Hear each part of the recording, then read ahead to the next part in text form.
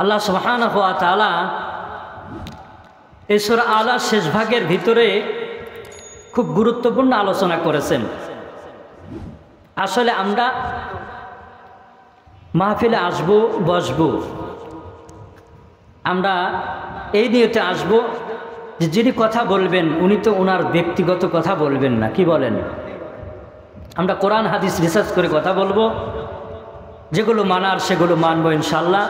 আমলের নিয়তে আমরা কিছু কথা শুনবো এবং বলবো। উভয় আল্লাহ যেন আমাদেরকে আমল পরিপূর্ণ করার, সঠিকভাবে আমল করার তৌফিক দান করেন। সকল বলি আল্লাহুম্মা আমিন। মুআজ্জাজ মুহতারাম, আল্লাহ সুবহানাহু ওয়া তাআলা পবিত্র কোরআনুল কারীমের ভিতরে বলেন, ক্বাদ আফলাহা মান তাযাক্কা ওয়া যাকারা ইসমা রাব্বিহি ফাসাল্লা।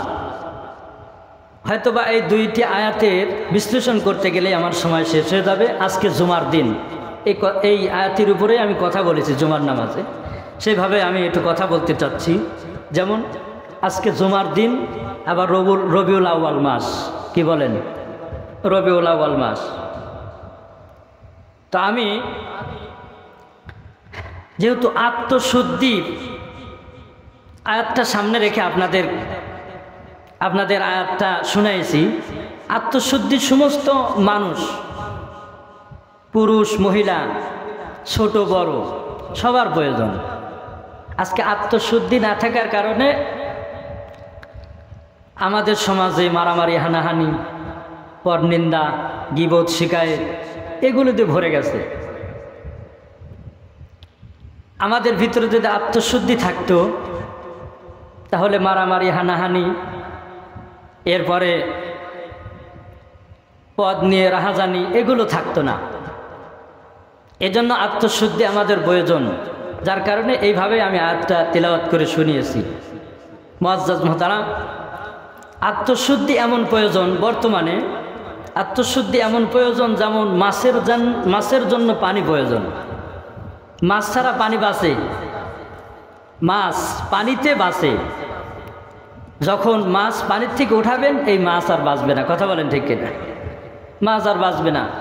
এই জন্য আত্মশুদ্ধি এমন প্রয়োজন যে মাছের জন্য পানি যেমন প্রয়োজন। মুআজ্জাজ মুহতারাম, এই জন্য আমাদের অন্তরের ভিতরে যেন পরিপূর্ণ আত্মশুদ্ধি আসে। আল্লাহ তুমি আমাদের অন্তরের ভিতরে পরিপূর্ণ আত্মশুদ্ধি দিয়ে তুমি ভরপুর করে দাও। সুবহানাল্লাহ, ধরে বলেন আল্লাহুম্মা আমিন। মুআজ্জাজ মুহতারাম, এরপরে আজকে আরেকটা আলোচনা করব। যেমন আল্লাহ আমাদেরকে পৃথিবীতে প্রেরণ করেছেন, না আমরা একা একা এসেছি, আল্লাহ আমাদের প্রেরণ করেছেন এবং শুধু প্রেরণ করেই ক্ষান্ত করেন নাই, আল্লাহ পাক আমাদেরকে মুসলমানের ঘরে জন্ম দিয়েছেন। এটা বড় একটা দৌলত, বড় একটা বিষয় যে আল্লাহ আমাদের মুসলমানের ঘরে জন্ম দিয়েছেন। একটি হাদিস শোনাই, আল্লাহ রসুল সাল্লাল্লাহু আলাইহি ওয়াসাল্লাম তিনার পবিত্র জবান দ্বারা বলেন যে পৃথিবীতে যত মানুষ আছে, মুসলমান, হিন্দু, খ্রিস্টান, বৌদ্ধ, নাসারা, যত ধর্ম আছে, সমস্ত ধর্মের মানুষ যখন পৃথিবীতে আসে, আল্লাহ রসুল সাল্লাল্লাহু আলাইহি ওয়াসাল্লাম ওনার পবিত্র জবান দ্বারা বলেন প্রত্যেকটা মানুষই ইসলামের উপরে জন্মগ্রহণ করে। সুবহানাল্লাহ, জোরে বলেন। ইসলামের উপরে জন্মগ্রহণ করে। আমাদের পরিবেশটা আমাদেরকে নিয়ে যায়। যেমন আমরা মুসলমানের সন্তান, যার কারণে আমরা আমাদের মুসলমানের যে কৃষ্টি কালচারগুলো আছে এগুলো আমাদের ভিতরে নিয়ে আসা সোজা হয়েছে।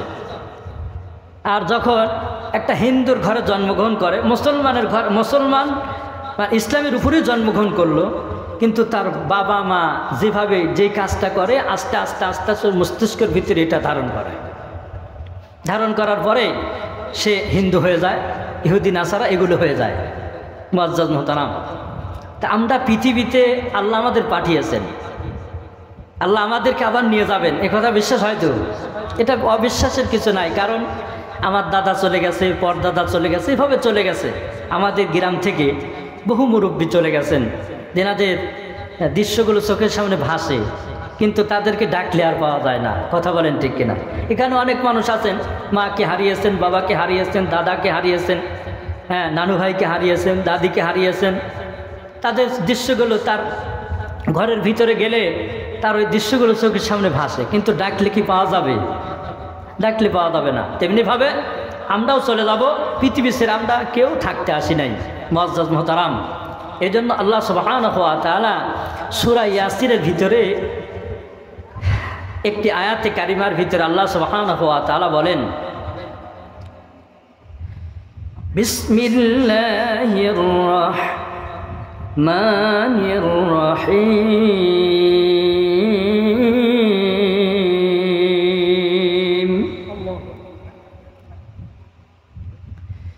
اليوم نختم على أفواههم وتكلمنا أيديهم وتشهد أرجلهم بما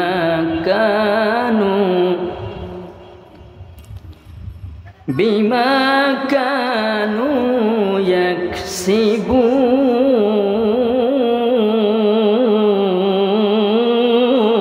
আল্লাহু আকবার বলেন। আল্লাহ সুবহানাহু ওয়া তাআলা পবিত্র কোরআনুল কারীমের সূরা ইয়াসিনের ভিতরে বলেন যে আল্লাহ এক সময় মানুষের বিচার করবেন। আমরা মানুষের আলেম ওলামার মুখে শুনেছি, যারা কোরআন হাদিস রিসার্চ করেছি তারা আমরা পেয়েছি যে বিচার করবেন। বিচারে যখন বসবেন আল্লাহ সুবহানাহু ওয়া তাআলা ওনার রূপ হবেন কহ্হার, যেখানে কোনো দয়া থাকবে না, কোনো মায়া থাকবে না। আর এই মায়া, মমতা, মোহাব্বত, ভালোবাসা, এটা দিয়ে আল্লাহ সুবহানাহু ওয়া তাআলা এই পৃথিবী সাজিয়েছেন। কিন্তু ওই জায়গায় কোনো মোহাব্বত আর ভালোবাসা, মায়া, দয়া মায়া কিছুই থাকবে না। আল্লাহর রূপ হবে তখন কহ্হার। আর এখন আল্লাহ সুবহানাহু ওয়া তাআলা পৃথিবীর বুকে রহমান এবং রহিম, সুবহানাল্লাহ জোরে বলেন, এই নামের বিস্তার করেছেন, যার কারণে আমরা অপরাধ করি, আল্লাহ সুবহানাহু ওয়া তাআলা আমাদের ক্ষমা করে দেন। কিন্তু যখন বিচারে বসবেন তখন ওনার নাম হবে কহ্হার। তখন মানে রহমান এবং রহিম, দয়াবান কিছুই থাকবে না, কহ্হার রূপ ধারণ করবেন, বিচার করবেন। বিচার করার সময় আমাকে আপনাকে আল্লাহ সুবহানাহু ওয়া তাআলা জিজ্ঞেস করবেন যে আমি তোমাকে পৃথিবীতে প্রেরণ করেছেন। খুব মনোযোগ, অল্প সময় কথা বলবো, খুব মনোযোগ। আল্লাহ সুবহানাহু ওয়া তাআলা তখন কি বলবেন? তোমাকে আমি পৃথিবীতে প্রেরণ করেছিলাম। আসলে কথা ঠিক আছে তো? আমরা কি নিজ ইচ্ছায় এসেছি? আমাদের যোগ্যতায় আমরা আসি নাই, আল্লাহ আমাদের প্রেরণ করেছেন। আজকে যিনারা এখানে বসে আছেন, আমি মানে আল্লাহকে স্মরণ করে, আল্লাহকে কসম করে বলতে পারি আমাদেরকে আল্লাহ মহব্বত করেন বিধায় আমরা এখানে এসেছি। এখন আপনারা প্রশ্ন করতে পারেন যে আপনি এত বড় খবর কিভাবে জানলেন যে আল্লাহ আমাদের মহব্বত করেন? এই উত্তরটা একটু পরে হবে। তার আগে আমি বলতেছি যে আল্লাহ সুবহানাহু ওয়া তাআলা কহ্হার রূপ ধারণ করবেন এবং বলবেন তোমাদেরকে আমি পৃথিবীতে প্রেরণ করেছিলাম। ঠিক আছে কথা? আমরা সবাই বলবো হ্যাঁ আল্লাহ, আপনি আমাদের প্রতিপালক, আপনি আমাদের রব, আপনি আমাদের পৃথিবীতে প্রেরণ করেছিলেন। তো তোমাদেরকে পৃথিবীতে প্রেরণ করার পরে তোমাদের কিছু দায়িত্ব দিয়েছিলাম, তো তোমরা কিভাবে পালন করেছো? তোমরা কি, তোমার উপরে কিছু ফরজ দিয়েছিলাম, ওয়াজিব দিয়েছিলাম, এগুলো কি পালন করেছো? আমরা এক বাক্যে বলবো হ্যাঁ সব পালন করেছি। বলে 5 বেলার নামাজ পড়েছো? তখন প্রত্যেকটা মানুষ, আমিও, আপনিও বলবেন 5 বেলার কেন? তখন আল্লাহকে বলবো আল্লাহ আমরা 6 বেলার নামাজ পড়েছি, তাও মানে 4 বেলার নামাজ পড়ি কোনো ফাঁকি দেই নাই। কথাটা ভালো করে মনে করবেন, এই কথা বলবেন। এরপরে বলবে যে নামাজ পড়েছো, রমজান মাসে রোজা রেখেছো? বলে হ্যাঁ প্রত্যেকটা রোজাই আমরা রেখেছি। এরপরে বলবে যে তোমার উপরে আমি টাকা পয়সার মালিক বানিয়ে দিয়েছিলাম, টাকা পয়সার মালিক হলে ওই পরিমাণ মাল হলে তার উপরে জাকাত ফরজ হয়, তোমাকে ওই রকম সম্পদ দিয়েছিলাম, তুমি কি জাকাত প্রদান করেছো? হ্যাঁ। এইভাবে প্রত্যেকটা যখন বলবে, বলার পরে আমরা কি বলবো বলেন তো? আমরা বলবো কোনো ত্রুটি করি নাই, মানে কোনো ত্রুটি করি নাই, এই কথা বলবো। তখন আল্লাহ সুবহানাহু ওয়া তাআলা কি বলবেন এই কথাটার অপেক্ষায় থাকেন। আর আপনাদের বলেছি পৃথিবী আল্লাহ মহব্বত দিয়ে সাজিয়েছেন, ভালোবাসার মায়া দিয়ে আল্লাহ সুবহানাহু ওয়া তাআলা পৃথিবীতে সাজিয়েছেন। যদি ভালোবাসা মহব্বত না থাকতো তাহলে আমরা ছেলে সন্তানের উপরে মহব্বত, হ্যাঁ ছেলে সন্তানের উপর মহব্বত বাবা মায়ের, এরপরে বাবা মার উপরে সন্তানের মহব্বত, প্রতিবেশীদের উপরে মহব্বত, কথা বলেন ঠিক কিনা? এই যে মহব্বত, এই মহব্বতটা আল্লাহ দিয়েছেন। কে দিয়েছেন? আল্লাহ দিয়েছেন। যার কারণে যদি এই মহব্বত আল্লাহ না দিতেন তাহলে পৃথিবী থাকতো না, মানুষে মহব্বত থাকতো না। তার মধ্যেই আবার শয়তানের ধোঁকায় পড়ে মানুষে হত্যা করে না, কথা ভুল বললাম না তো? মানুষে হত্যা করে। মুআজ্জাজ মুহতারাম, যাই হোক, আমাদেরকে আত্মশুদ্ধিওয়ালা জিন্দেগি নিয়ে আসতে হবে। আল্লাহ সুবহানাহু ওয়া তাআলা বলেন ক্বাদ আফলাহাল মুমিনুন আল্লাযীনা হুম ফি সালাতিহিম খাশিউন। এই কথাটা বলতেছিলাম। আর ওই কথা মনে রাখবেন যে আল্লাহ আমাদেরকে জিজ্ঞাসা করবেন, আমরা বলবো হ্যাঁ প্রত্যেকটাই পালন করেছে আল্লাহ। তারপরে আল্লাহ কি বলবেন, আমাদের কি হবে। এই দুইটা কথা বলেই আমার সময় শেষ হয়ে যাবে। মুআজ্জাজ মুহতারাম, আল্লাহ সুবহানাহু ওয়া তাআলা আত্মশুদ্ধি কেন আনবো না? আত্মশুদ্ধি যদি আমি না আনি তাহলে আমি যে মারা যাব, আমার মারা যাওয়ার পরে আমার কি হবে?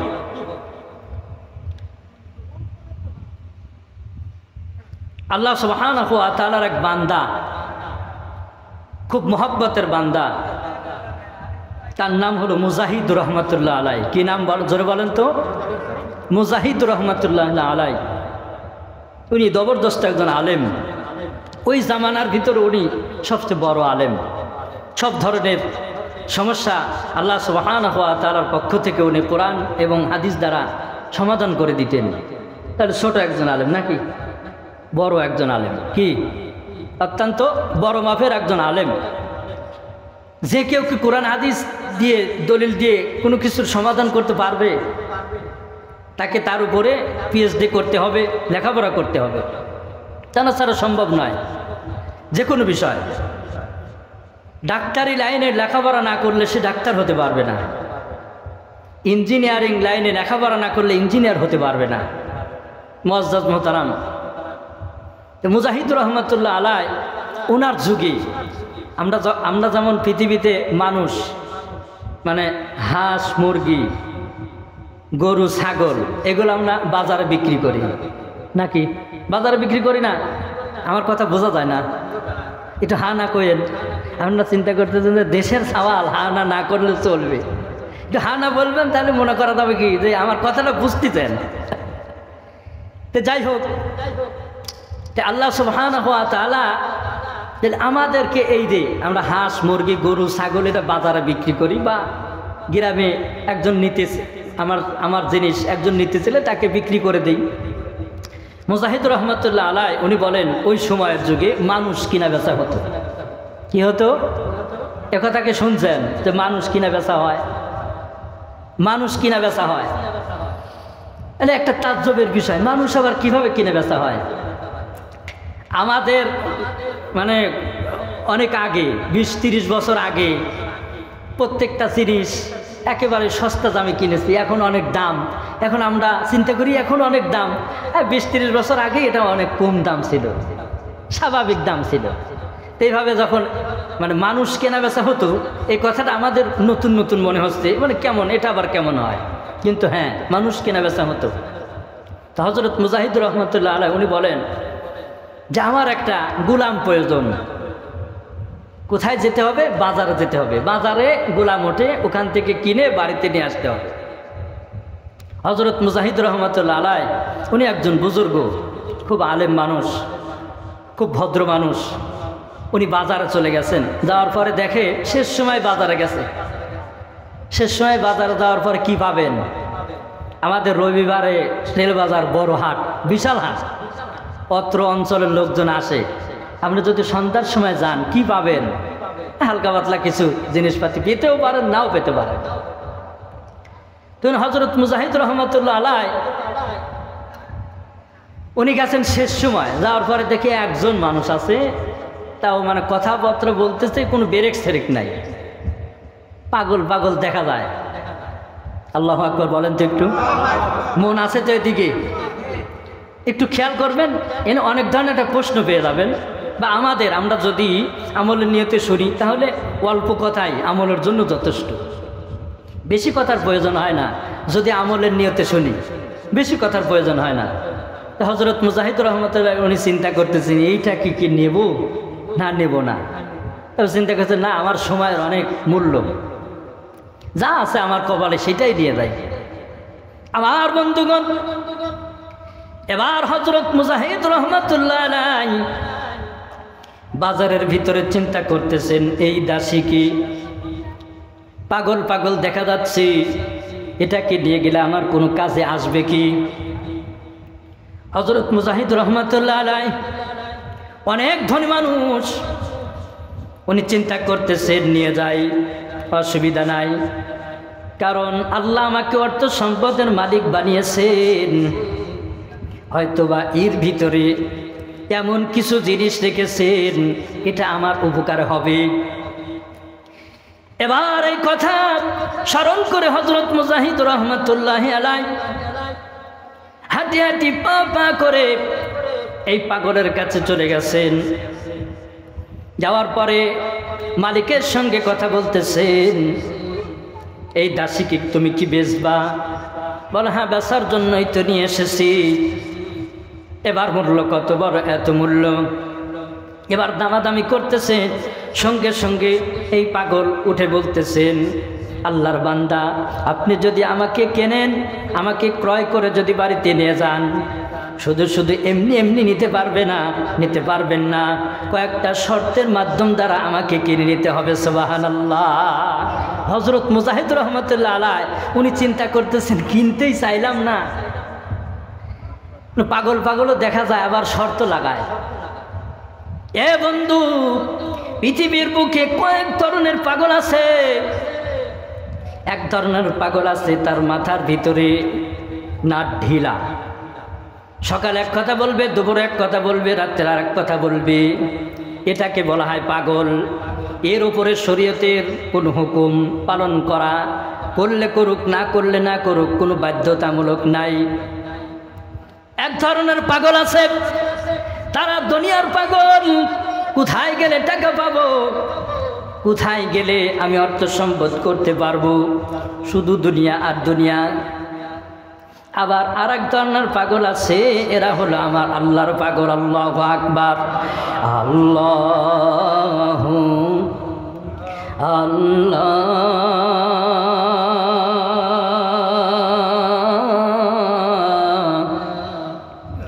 আল্লাহু আল্লাহ, সকলে আল্লাহু আল্লাহ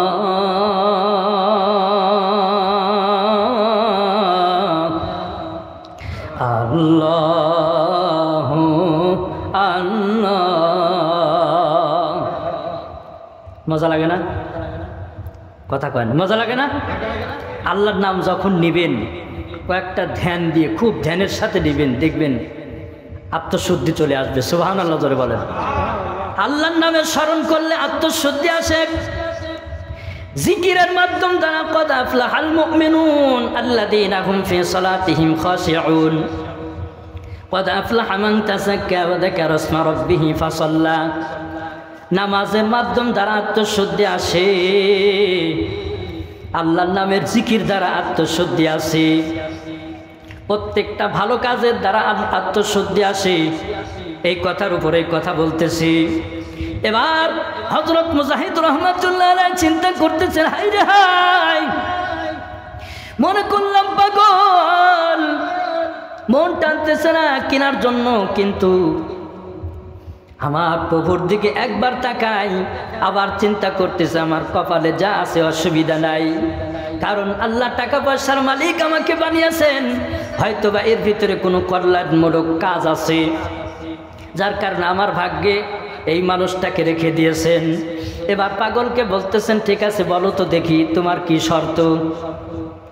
এবার একটা শর্ত লাগাইছে, বেশি শর্ত না, বলে আমার একটা শর্ত, সেটা হলো ইশারের নামাজের পর থেকে শুরু করে আমাকে ইশারের নামাজ পড়ার সুযোগ দেওয়ার পরে আমাকে ফজর নামাজের আগ পর্যন্ত কোনো কাজের কথা বলা যাবে না। সুবহানাল্লাহ, আল্লাহু আকবার, নারায়ে তাকবীর। আমার বন্ধুগণ, এবার হযরত মুজাহিদ রাহমাতুল্লাহ আলাইহি উনি স্বাভাবিকভাবে চিন্তা করতেছেন, হয়তো বা পাগল সারাদিন কাজ কাম করবে, আর রাত্রে যখন ক্লান্ত হয়ে যাবে ইশারের নামাজের পর ঈশান নামাজ পড়বে, নামাজ পড়ার সঙ্গে সঙ্গে ঘুমিয়ে যাবে, তার যেন কোনো ঘুমের ডিস্টার্ব না হয়, এই জন্য হয়তো বা আমাকে বলেছে ঈশা থেকে শুরু করে ফজরের আগ পর্যন্ত আমাকে কোনো কাজের কথা বলতে পারবেন না। সুবহানাল্লাহ, এই কথাটা মনে করেছেন, উনি চিন্তা করতেছেন হয়তো বা ঘুমের যাতে কোনো দিনের ডিস্টার্ব না হয়, এই জন্য এই কথা বলেছেন। আমার বন্ধুগণ, হযরত মুজাহিদ রাহমাতুল্লাহ আলাইহি উনি চিন্তা করতেছেন, হায় রে হায়, আমার বাড়িতে তেমন কোনো কাজের চাপ নাই, অসুবিধা নাই, তুমি ঈশান নামাজ পড়বা, 5 বেলার নামাজ পড়বা, সুযোগ আছে, কোনো অসুবিধা নাই।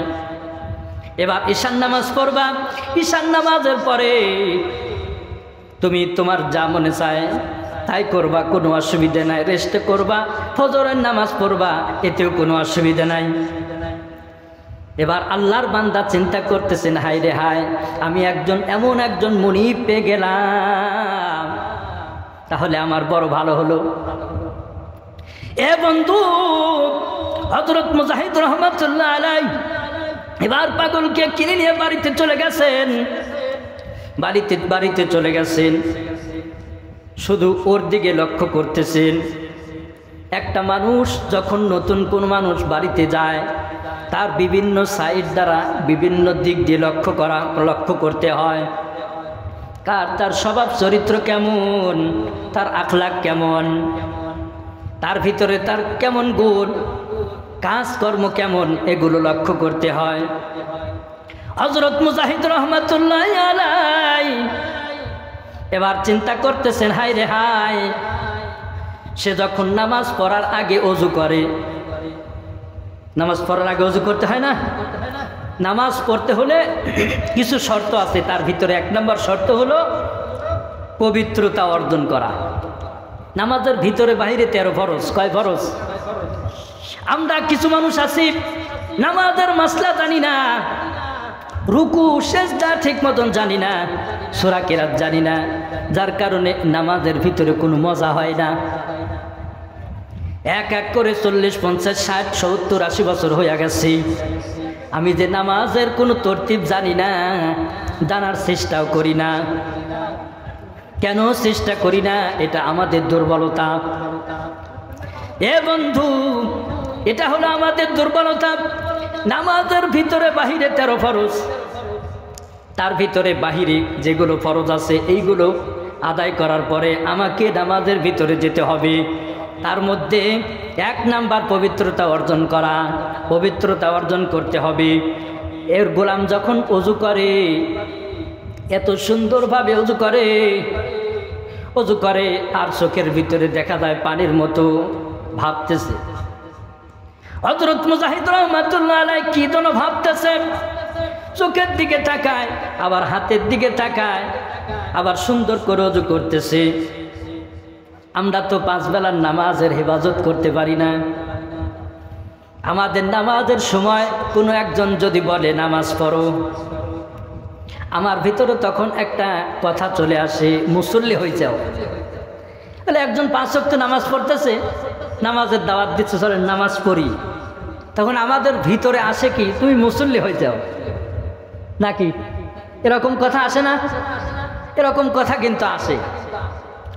কিন্তু না, এরকম কোনো কথা বলা যাবে না, কারণ নামাজ হলো আল্লাহর হুকুম। নামাজ আল্লাহর হুকুম পালন করতেই হবে। এবার পাগলি সুন্দরভাবে ওযু করতেছেন। হযরত মুজাহিদ রহমাতুল্লাহ আলাইহি নজর করতেছে, পাগলের দিকে তাকাইতেছে, এত সুন্দর ওযু করতেছে। পাগলকে জিজ্ঞাসা করতেছে, এত সুন্দর করে ওযু করো কেন? বলতেছেন, হযরত আমি এত সুন্দর করে ওযু এই জন্যই করি, আমি মনে করি হয়তোবা এই নামাজ আমার শেষ, এই নামাজের পরে হয়তোবা আমি আর কোনো নামাজ পড়ার সুযোগ পাবো না, কারণ নিঃশ্বাসের নাই কোনো বিশ্বাস। কথা বলেন ঠিক কিনা? নিঃশ্বাসের নাই কোনো বিশ্বাস, এই জন্য আমি নামাজ পড়ি। আমি এত সুন্দর করে ওযু করি। আমি যখন নামাজে দাঁড়াই, নামাজে দাঁড়ানোর সময় হযরত মুজাহিদ রহমাতুল্লাহ আলাইহি লক্ষ্য করতেছেন এত সুন্দরভাবে নামাজ পড়তেছেন। আমাদের ভিতরে কিছু মুসল্লি আছে, নামাজ পড়ে সিজদায় চলে যায়, সিজদার যে 3 তাসবিহ আছে, কয় তাসবিহ? সিজদার তাসবিহ, এইগুলো আমি সুন্দরভাবে পড়ি না, এই সময়টুকু আমি কাজে লাগাই না, শুধু ঢিপ দেই আবার মাথা উঠাই, এরকমভাবে আমরা নামাজ পড়ি। কথা বলেন ঠিক কিনা? সবাই না, আবার কিছু মানুষ আছে এমন সুন্দরভাবে নামাজ পড়ে, যেমন হযরত মুজাহিদ রহমাতুল্লাহ আলাইহি পাগলের দিকে তাকায়, পাগল নামাজ পড়তেছেন, এমন সুন্দর করে আমার নামাজ পড়তেছেন, রুকু সিজদা সুন্দরভাবে করতেছেন, এত সুন্দরভাবে নামাজ পড়তেছেন। এবার নামাজ শেষ হওয়ার পরে এবার পাগলকে জিজ্ঞাসা করতেছেন, এত সুন্দরভাবে নামাজ পড়ো কেন? বলে, আমি এত সুন্দরভাবে এই জন্য নামাজ পড়তেছি, আমি মনে করি এই নামাজই আমার জীবনের শেষ নামাজ। সুবহানাল্লাহ। আমার বন্ধুগণ, এবার হযরত মুজাহিদ রহমাতুল্লাহ আলাইহি চিন্তা করতেছেন, হায় রে হায়, সে যদিও বা পাগল হয়, কিন্তু তার ঈমানটা অত্যন্ত দামি, শক্ত, মজবুত, খুব ভালো, খুব ভালো ঈমান। কারণ প্রত্যেকটা কাজ করতেছে মাওলাকে রাজি খুশি করার জন্য। আমাদের কাজ হবে, প্রত্যেকটা মুসলমানের কাজ হবে, প্রত্যেকটা কাজ হবে আল্লাহকে রাজি খুশি করার জন্য। যদি এটাই হয় তাহলে আমরা ধন্য হয়ে যাব, আল্লাহর পছন্দের গোলাম হব। আল্লাহর পছন্দের গোলাম হলেই আমাদের জীবন ধন্য হয়ে যাবে। সুবহানাল্লাহ। আমার বন্ধুগণ, এবার নামাজ শেষ, যেই কাজই বলে সেই কাজই করে। আবার একটা শর্ত লাগাইছে, ঈশান নামাজ হবে। ঈশান নামাজের পরে ফজর নামাজের আগ পর্যন্ত কোনো কাজ আমাকে বলা যাবে না। এবার হযরত মুজাহিদ রহমাতুল্লাহ আলাইহি উনি চিন্তা করতেছেন, হায় রে হায়, এই কথাটা কি জন্য বললো, আমি একটু তাহকিক করে দেখি, আমি একটু খেয়াল রাখি কি জন্য এই কথা বলেছেন। এর ভিতরে অবশ্যই রহস্য আছে, শুধু ঘুমের জন্য না অন্য কিছুর জন্য, এটা আমি তালাশ করি। পাশে রুম। এবার যখন রাত গভীর হয়ে যায়, রাতটা যখন গভীর হয়, হযরত মুজাহিদ রহমাতুল্লাহ আলাইহি লক্ষ্য করে দেখেন বিছানা ত্যাগ করে। বিছানা ত্যাগ করার পর সুন্দরভাবে ওযু করে। ওযু করার পরে তাহাজ্জুদের নামাজ পড়ে। তাহাজ্জুদের নামাজ পড়ার পরে নামাজ শেষ হয়ে গেছে, আল্লাহর সঙ্গে কথা বলতেছেন। এ বন্ধু, আমি আপনাদের কাছে সর্বপ্রথম একটা কথা বলেছিলাম। কি কথাটা বলেছিলাম? বলেছিলাম আল্লাহ আমাদেরকে, আমরা যারা উপস্থিত এখানে আছি, আমাদের সকলকেই আল্লাহ মহব্বত করেন, বিদায় আমরা এসেছি। এর উত্তর পেয়ে যাবেন। এবার হযরত মুজাহিদ রহমাতুল্লাহ আলাইহি দেখেন তাহাজ্জুদের নামাজ পড়তেছে। তাহাজ্জুদের নামাজ পড়ার পর এবার পাগল আল্লাহর বান্দা দুটি হাত উঠে আল্লাহর কাছে বলতেছেন, রব্বানা যালামনা আনফুসানা ওয়া ইল্লাম তাগফির লানা ওয়া তারহামনা লানাকুনান্না মিনাল খাসিরিন। পারেন না? নামাজের পর আমরা দোয়া করি না? এটা নামাজের শেষের দোয়া নাকি? কোরআন শরীফের আয়াত। আমরা দোয়া করি না? সবাই বলেন তো, রব্বানা যালামনা আনফুসানা ওয়া ইল্লাম তাগফির লানা ওয়া তারহামনা লানাকুনান্না মিনাল খাসিরিন। খুব সুন্দরভাবে বলতেছেন। আসলে এর অর্থ কি আমরা কি জানি? আমরা অধিকাংশ মানুষ জানি না। পাগল এই কথা বলতেছেন, আবার বলতেছেন আল্লাহ তুমি আমাকে বেশি থেকে বেশি মহব্বত করো। সুবহানাল্লাহ। হযরত মুজাহিদ রহমাতুল্লাহ আলাইহি সব কথা শুনতেছেন, বলতেছেন আল্লাহ তুমি আমাকে বেশি থেকে বেশি মহব্বত করো, এই কথা বলতেছেন। আর চোখ দ্বারা জর জর জর জর জরে পানি পড়তেছেন, আর বলতেছেন আল্লাহ। সবাই একটু বলেন তো আল্লাহ। আবার একটু বার বলেন আল্লাহ। চোখ দ্বারা ঝর ঝর ঝর ঝর করে পানি পড়তেছে, আর বলতেছে মালিক তুমি আমাকে বেশি থেকে বেশি মোহাব্বত করো। মালিক রে তোমার কাছে আমি কিছু চাই না, কোনো কিছুই চাই না, তুমি আমার জীবনের সমস্ত গুনাহ মাফ করে দাও। আল্লাহু আকবার। আমরা মুনাজাতে কি বলি? আর এই পাগল কি বলতেছে আল্লাহ দুনিয়ার কোনো কিছু চাই না, তুমি আমাকে বেশি থেকে বেশি মহব্বত করো। আমি জানি, এই জানি এই কথা বলতেছেন, আর বলতেছে তুমি আমাকে বেশি থেকে বেশি মহব্বত করো বিধায় তুমি আমার জীবনের সমস্ত গুনাহ মাফ করে দাও। আল্লাহু আকবার। মুজাহিদ রহমাতুল্লাহ আলাইহি উনি চিন্তা করতেছেন হায় পাগল কি বলে, পাগল কি বলে। ওপার থেকে ওই রুম থেকে ডাকতে দেয় পাগল পরীক্ষা করার জন্য। মুজাহিদ রহমাতুল্লাহ আলাইহি উনি এমন একজন জবরদস্ত আলেম, খুব বড় ধরনের আলেম। উনি পরীক্ষা করার জন্য, যেমন আল্লাহ সুবহানাহু ওয়া তাআলা পৃথিবীতে আমাদেরকে প্রেরণ করেছেন পরীক্ষার জন্য। সূরা মুলকের ভিতরে আল্লাহ বলেন তাবারাকাল্লাযী বিয়াদিহিল মুলক ওয়া হুয়া আলা কুল্লি শাইইন কাদির আল্লাযী খালাকাল মাউতা ওয়াল হায়াতা লিয়াবলুয়াকুম আইয়ুকুম আহসানু আমালা ওয়া হুয়াল আজিজুল গফুর।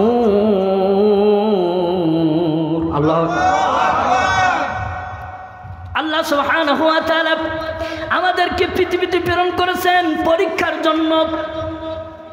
আমরা অনেকেই বলি যে আল্লাহ আমাদের, আল্লাহ মানে ভালো মন্দ যা কিছু করায় আল্লাহই করায়, এই কথা বলি কি বলি না? মানে মন্দ করালে একজন চুরি করছে আল্লাহই করায়, কথা কয় না?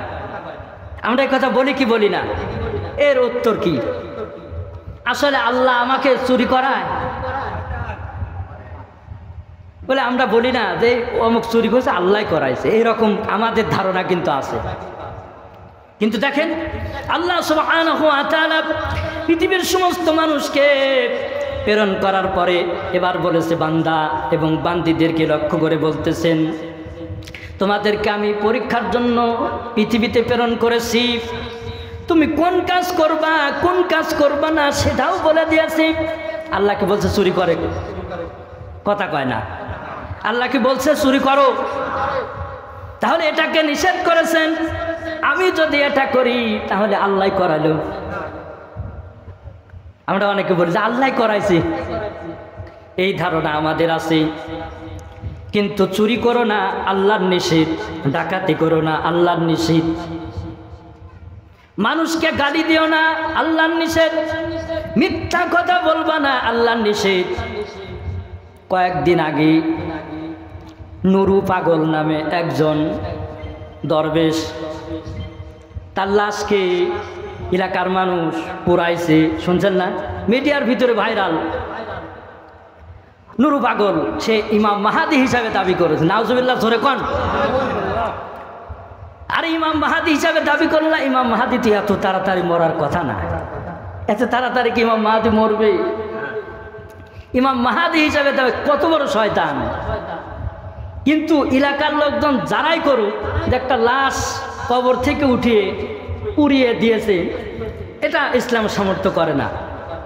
কিন্তু একটা বিষয় হলো কি, তারা চিন্তা চেতনা করেছে যে এই লাশকে যদি আমরা না পুরাই, এটাকে যেখানে আমরা দাফন করব ওখান থেকে তার শাগরিদ কিছু আছে না, ভণ্ড বীরের দরবারে কিছু শাগরিদ থাকে, দেখবেন বিভিন্ন ধরনের শাগরিদ আছে। এখন এই যে এই ভণ্ড পীর এখন এ চিন্তা করতে, অনেক মানুষ চিন্তা করছে যেখানে দাফন করা হবে সেখান থেকে মানুষ নিয়ে অন্য জায়গায় রাখবে, এবং এমনভাবে সে আরও কিছু করবে যাতে জাতির জন্য আরও মানে খুব খারাপ ভয়াবহ কিছু হয়। যেমন তাকে যেখানে দাফন করা হয়েছিল মাটির থেকে 12 ফিট উপর, কাবা শরীফের একেবারে কাবা শরীফ যেইভাবে নির্মাণ করা হয় সেই আকৃতি দ্বারা ওইভাবে তাকে মানে ওখানে দাফন করা হয়। ভাইরাল, একবার মোবাইলে ভাইরাল। এটা কত বড় জঘন্যতম কাজ। এমন সময় কিছু অন্ধভক্ত মানুষ আছে দেখবেন, যেমন এক সময় আসতো যে কাবা শরীফে না গিয়ে ওখানে যেত এবং তাকে ওখানে সিজদা করত। এরকম পীরের দরবার আছে না? নাই। আর একটা কথা হলো যে ভালো পীরের দরবার আছে, যেমন রসুলপুর পীর সাহেব, উনি আমাদের গ্রামে এসেছেন। কি বলেন, আসে নাই? উনি আমাদের গ্রামে এসেছেন, আসার পরে মানে আল্লাহর কি এমন ফজিলত, প্রত্যেকটা মানুষের ভিতরে এমন কিছু মানুষের ভিতরে এমন কিছু গুণ দান করেন, এটা আল্লাহ দান করেন, মানে তার কোনো ক্ষমতা নাই, এটা আল্লাহ দান করেন। ওনার সহবতে যিনারা যায় ম্যাক্সিমাম মানুষ কেমন যেন মাথার ভিতরে টুপি আর মুখের ভিতরে দাড়ি আর গায়ের ভিতরে লম্বা লম্বা জুব্বা, এরকমভাবে সুন্নতি লিবাস ধারণ করে। এটা একটা আমাদের গ্রামের জন্য গৌরব। কি বলেন? এটা একটা আমাদের গ্রাম না, শুধু আমাদের শাহপুর না, সারা বাংলাদেশে উনি সফর করেছেন, উনি চলে গেছেন, উনি পৃথিবী ছেড়ে চলে গেছেন। সর্বপ্রথম এই কথাটাই আমি বলেছিলাম, উনি পৃথিবী ছেড়ে চলে গেছেন। ওনার জন্য আমরা দোয়া করব এবং আল্লাহ সুবহানাহু ওয়া তাআলা যেন ওনাকে সুখে শান্তিতে কবরের ভিতরে রাখেন। আর আল্লাহ সুবহানাহু ওয়া তাআলার কাছে আমরা দোয়া করব, আল্লাহ যেন আমাদেরকে আমাদের জীবনের সমস্ত গুনাহ মাফ করে দেন। সকলে আল্লাহুম্মা আমিন। আমার বন্ধুগণ, যে কথা বলতেছি একেবারেই হযরত মুজাহিদ রহমাতুল্লাহ আলাইহির কথা বলতেছি। বলতে বলতে কথা বলেছিলাম যে আল্লাহ আমাদের প্রেরণ করেছেন পরীক্ষার জন্য, দুনিয়াতে মানুষকে প্রেরণ করেছেন পরীক্ষার জন্য। আল্লাহ সুবহানাহু ওয়া তাআলা পবিত্র কোরআনুল কারীমের ভিতরে এটা ওপেন করে দিলেন, বান্দা তুমি কোন কাজ করবা, কোনটা ভালো, এবার কোনটা মন্দ সেটাও জানিয়ে দিলাম। মন্দ কাজ তুমি করবা না, ভালো কাজ করবা, সত্য কথা বলবা, যদি সমর্থ থাকে যাকাত প্রদান করবা, যদি সমর্থ থাকে হজ করবা, রমজান মাসে রোজা রাখবা, প্রত্যেকটা ভালো কাজ তুমি করবা। এটা আল্লাহ সুবহানাহু ওয়া তাআলার ঘোষণা। এই ঘোষণা দিয়ে দিলেন আল্লাহ সুবহানাহু ওয়া তাআলা। এখন আমি যদি কোনো মন্দ কাজ করি, তাহলে এটা যদি শয়তানের ওয়াসওয়াসার দ্বারা আমার কোনো মন্দ কাজ হঠাৎ হয়ে যায়, তাহলে এর মীমাংসা আছে। আল্লাহ সুবহানাহু ওয়া তাআলা বলেন তুমি ইস্তেগফার করো, ইস্তেগফার করে আমার দিকে ফিরে আসো। আর যদি তুমি বারবার অপরাধ করতে থাকো তাহলে তামাশায় পরিণত হবে।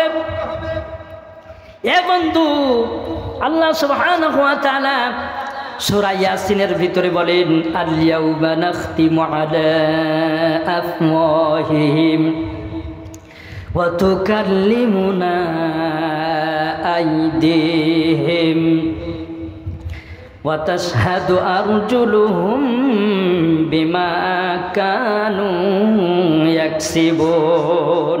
আল্লাহু আকবার বলেন। একটা কথা বলেছিলাম, প্রথম প্রত্যেকটা মানুষকে আল্লাহ জিজ্ঞাসা করবে হিসাব নেওয়ার সময় তুমি কি নামাজ পড়েছো? আমি বলবো হ্যাঁ নামাজ পড়েছি। তুমি কি রোজা করেছো? বলবো আমি হ্যাঁ রোজা রেখেছি। তুমি মিথ্যা কথা বলেছো? বলে আমি মিথ্যা কথা বলি নাই। তুমি পরনিন্দা করেছো? না আমি পরনিন্দা করি নাই। তুমি চুরি করেছো? বলে না আমি চুরি করি নাই। তুমি মানুষ হত্যা করেছো? বলে না আমি মানুষ হত্যা করি নাই। এরপরে বলবি তুমি অবৈধ কোনো কাজ করেছো কিনা দেখো তো দেখি, চিন্তা করে দেখো তো তুমি অবৈধ কোনো কাজ করেছো কিনা।